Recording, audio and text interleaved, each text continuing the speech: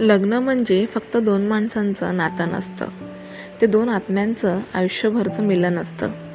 ही कथा आहे एका नवऱ्याची, ज्याने आपल्या पत्नीला फक्त प्रेम नाही तर अर्ध आयुष्यच दिलं. अभिजित आणि सिया साधं पण अतिशय प्रेमळ दाम्पत्य. त्यांचं आयुष्य छोट्या छोट्या भांडणांनी, गोड गप्पांनी आणि एकमेकांशिवाय न चालणाऱ्या जगण्याने भरलेलं होतं. सकाळी अभिजित ऑफिसला जायच्या घाईत असे. सिया नेहमी म्हणायची, थोडं नीट खा ना, दिवसभर काही खाल्लं नाहीस तर आजारी पडशील. अभिजित हसत उत्तर द्यायचा, तू आहेस ना गं माझी काळजी घ्यायला, मला काही होणार नाही. तो ऑफिसला जाण्याच्या अगोदर दार बंद करण्याआधी तो नेहमी तिच्या कपाळावर चुंबन घेत असे. छोट्या छोट्या क्षणातच त्यांच्या प्रेमाचं खरं सौंदर्य दडलं होतं. एके दिवशी आदित्यला सिया थकलेली दिसली. अभिजितने तिला आग्रह केला, चल रुटीन चेकअप करूया. ते दोघं हसत खेळत हॉस्पिटलला गेले. पण रिपोर्ट हातात येताच त्यांच्या आयुष्याचा रंगच बदलला. डॉक्टर गंभीर आवाजात म्हणाले, सियाची किडनी फेलियर झाली आहे. अभिजितच्या डोळ्यातून पाणी आलं, त्याचं जग कोसळलं. सिया मात्र शांतपणे म्हणाली, जर मला काही झालं तर तू तुटून जाऊ नकोस, मला हवंय की तू जगावं. अभिजितचा आवाज दाटला, तुझ्याशिवाय माझं जगणं अपूर्ण आहे, मी तुला गमावू शकत नाही. डॉक्टरांनी ट्रान्सप्लांटचा सल्ला दिला. त्यांचे टेस्ट झाले आणि अभिजितची किडनी मॅच झाली.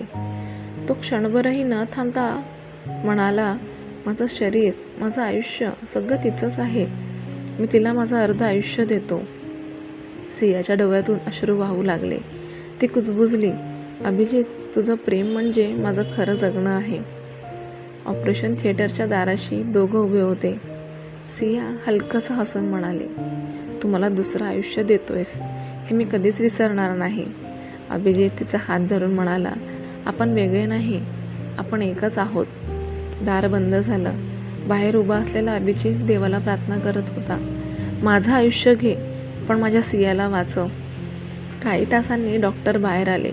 हसत म्हणाले, ऑपरेशन यशस्वी झालं आहे, ती सुरक्षित आहे. अभिजितच्या डोळ्यातून आनंदाश्रू वाहू लागले. तो धावत आत गेला.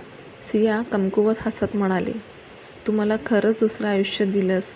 अभिजितने तिच्या डोक्यावर हात ठेवत उत्तर दिलं, हे दुसरं नाही, हे फक्त आपलं एकत्र आयुष्य आहे.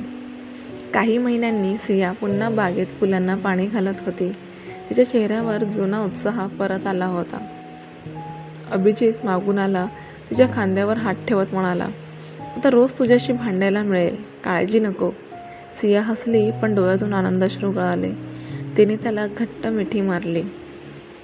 खरं प्रेम म्हणजे गोड शब्दातली वचनं नाहीत, तर एकमेकांसाठी केलेला त्याग आहे. हसण्यात, रडण्यात, छोट्या छोट्या भांडणात आणि आयुष्याचं अर्थ देण्यात, यातच नवरा बायकोंचं खरं नातं लपलेलं असतं. जर ही कथा तुमच्या हृदयाला भिडली असेल तर एकदा डोळे मिटून तुमच्या जोडीदाराचा चेहरा आठवा, कारण तुमच्यासाठी धडधडणारं हृदय कधीकधी तुमचं आयुष्यच बनून जातं. ही कथा शेअर करा, जेणेकरून प्रत्येकाला कळू दे, पती पत्नी म्हणजे फक्त एक नातं नाही, ते एकमेकांचं अर्ध आयुष्य आहे. तुम्हाला जरी कथा आवडली असेल तर आपल्या प्रेमी कथा चॅनलला सबस्क्राईब करायला विसरू नका. कमेंट करून सांगा तुम्हाला ही कथा कशी वाटली. पुन्हा भेटूया एका नवीन कथेसोबत. श्री स्वामी समर्थ.